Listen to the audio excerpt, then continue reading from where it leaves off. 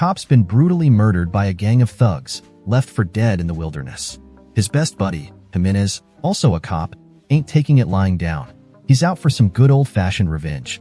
Gathering a few of his fellow officers, Jimenez tracks down one of the gang's lackeys and, after a friendly chat, squeezes out the location of the gang's hideout. Under cover of darkness, the squad gears up for a showdown. They take out a lookout without breaking a sweat, then stealthily sneak into the gang's hangout, a rundown building. Locked and loaded, they've got their sights set on the gang's room. Just as they were about to execute their explosive raid, the building's security guard, armed with a shotgun, decides to join the fray. Little did they know, his commotion alerts the thugs inside, who immediately launch a counterattack. Jimenez takes a fatal hit, barely hanging on. The bomb rig to the door explodes, injuring another officer. Then, a thug steps out and, without hesitation, guns down the main security guard. Thanks to him, before they could exact revenge, they all get rounded up. Immediately, Adewale demands to know their purpose for being there, but they remain tight-lipped, refusing to confess anything. Thinking they're there to rescue hostages, Bola swiftly clears his clip and sends the hostages away. Faced with these ruthless killers, Wessam has no choice but to spill the truth. Learning that they're seeking revenge for their colleague, the brutal Adewale decides to eliminate them to prevent any future threats. Little do they know, no one is getting out alive today because, at that moment, the city is suddenly hit by an unknown virus, and a horde of zombies is quietly closing in on the unfinished building. After just dealing with Jimenez, a strange noise echoes from the room where the hostages are being held, accompanied by terrifying growls. Everyone is startled, and Adewale signals for one of his henchmen to check it out. As soon as the door is opened, a large hand suddenly reaches out, grabbing him by the neck, and then bites down. It's clear that the hostage has turned into a zombie. The thugs immediately start firing, but the bullets seem to have no effect on the zombie, which continues to attack them vigorously. Seeing one of their henchmen being tackled to the ground, two others rush in to punch and kick, to no avail. It's only when Adewale shoots it in the head that the zombie stops its assault. The bewildered group is left even more confused. Wasn't the hostage just killed by Bola?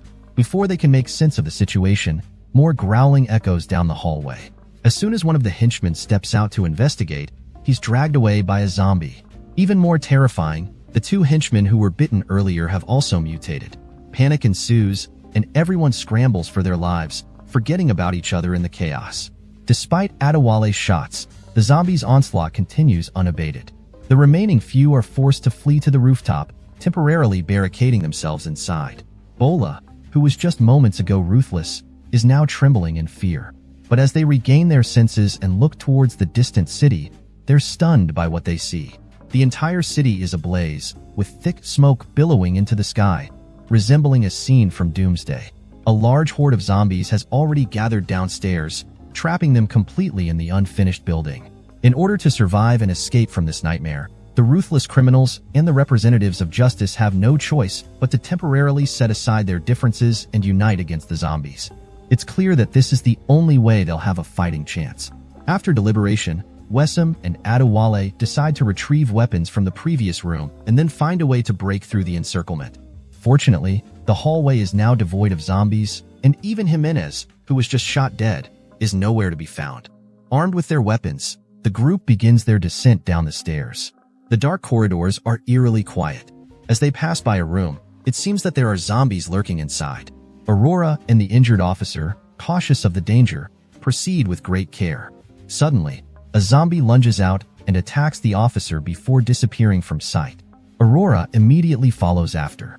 Then, two more zombies ambush the rest of the group. Jose, one of the criminals, is caught off guard and engaged in a fierce struggle with a zombie after dropping his weapon in an attempt to take cover behind a door. Though Jose managed to knock down the zombie with his powerful punches, more zombies are closing in. He quickly seeks refuge behind a door, but as soon as he steps inside, the fallen zombie bites into his thigh. With the zombie refusing to let go, Adewale decisively smashes the door's window, shoots the zombie, and then firmly locks the door shut. Meanwhile, Aurora locates the zombie that dragged the officer away, engaging it in a fierce struggle in the kitchen. Aurora's punches prove to be stronger, quickly overpowering the zombie. Seizing the opportunity, Aurora grabs a nearby tool and unleashes a relentless assault before using a refrigerator to pin the zombie down. Unfortunately, the officer has already been bitten. Knowing the inevitable outcome of being bitten, Aurora brings out a pair of handcuffs for him to lock her up, but her fearful teammate refuses to accept his fate and knocks Aurora unconscious with a tool. Meanwhile, the rest of the group prepares to head downstairs when they suddenly spot a figure in the hallway massacring zombies. Upon closer inspection, they realize it's an old man. His calm demeanor indicates he's a tough individual. Spotting Jose's bitten leg, the old man leads them back to his room to tend to Jose's wound. However, the infection has spread to his thigh, requiring amputation to save his life. Jose refuses to accept this fate, adamant about not losing a leg, so the old man respects his decision. On the TV, they see news of the city's collapse, with the military retreating to an outer military base where they've established a safe zone, accepting all survivors. Upon hearing this, Wessam decides to break through the siege and head to the safe zone. But Bola wants to hold down the dilapidated building and refuses to venture out, even threatening to take out anyone who dares to leave. Adewale shoves Bola to the ground, clearly siding with Wessam, which sparks Bola's discontent. With everything prepared, they begin to depart according to the plan. But as soon as they step out of the room, a zombie lunges from the end of the corridor, prompting Bola to shoot and disable its leg. Seeing the fallen zombie, instead of finishing it off immediately, they start playing around with it, joining Jose in his twisted amusement. Seeing their behavior, the old man decides to join in too. However, unable to tolerate it, Adewale steps forward, dispatches the zombie with a single shot, and then gives his brother Bola a stern lecture, pinning him against the wall for emphasis. After schooling his brother, Adewale moves aside to pry open a door, leaving Bola bewildered. Jose, not one to shy away from trouble, steps in to sow discord. Just then, the door beside them opens unexpectedly, revealing the bitten police officer. Wessam rushes over to check on him, but Aurora swiftly ends his suffering with a gunshot. Perplexed, Wessam presses Aurora against the wall, beginning his own lecture. Learning the truth, Wessam finally releases his grip. They pry open the elevator and step inside, but just as Wessam jumps down, Bola holds a gun to the back of his head. Encouraged by Jose, Bola decides to part ways with his brother and confiscates their weapons. No matter how earnestly Adewale tries to persuade him, Bola remains stubborn and heartlessly kicks them out of the elevator. With the sound of zombies growing closer, the unarmed group has no choice but to continue running downstairs. However, when they reach the ground floor, they are petrified by the sight before them. The entrance is swarming with countless zombies, and just the sight of them through the steel door sends shivers down their spines. Luckily, the guardroom nearby was stocked with various weapons. Each of them chose their preferred weapon, but Aurora aimed her gun at Adewale, showing that she hasn't forgotten her original purpose for coming here. Fortunately, Wessam intervened in time, recognizing that in their current situation, every additional person means added strength. However, as they stepped out with their weapons, the zombies broke through the glass of the door. They rushed towards the basement, with Aurora trying to hold off the zombies from behind, but their numbers were overwhelming. Finally reaching the basement, they tried to shut the door, only to find it blocked by the zombies. The three of them fought desperately against the onslaught of the zombies. But then the old man noticed Bola's backpack.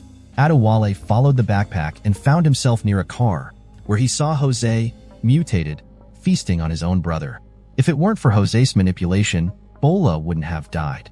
Filled with rage, Adewale aimed for non-vital areas and unleashed his fury on Jose, relentlessly smashing him against the wall until his head was nothing but a pulp. Despite being a brutal criminal, Adewale was incredibly protective of his brother. With the group finally managing to close the door, the price paid was Wessam getting bitten on the hand. However, just as they were about to continue their escape, they suddenly heard the ominous sound of approaching footsteps nearby. A massive wave of zombies was closing in. Without hesitation, Wessam, knowing his fate, stepped forward to shield the others. As the trio barely made their escape, the horde of undead surged forward, but Wessam, with a resolute gaze, faced the approaching mass of zombies head-on. He charged into the midst of the horde, fighting bravely, until he climbed atop a nearby car, surrounded by the relentless undead. Wessam let out a furious roar, then unleashed a barrage of gunfire at the oncoming zombies with his dual pistols. When his bullets ran dry, he drew his machete from his waist and fought on until he had no strength left. Finally overwhelmed, Wessam was consumed by the horde of undead. Meanwhile, the other three encountered their own attack while fleeing. Luckily, the old man's firepower was fierce enough to carve out a path through the zombies with his machine gun. However, the zombies kept coming, and the iron door behind them remained stubbornly shut. After a round of gunfire, the old man quickly ran out of bullets. With the zombies closing in, he urgently called for Aurora to toss him a grenade, ready to take them down with him. Without knowing if they managed to escape, he decisively pulled the pin on the grenade.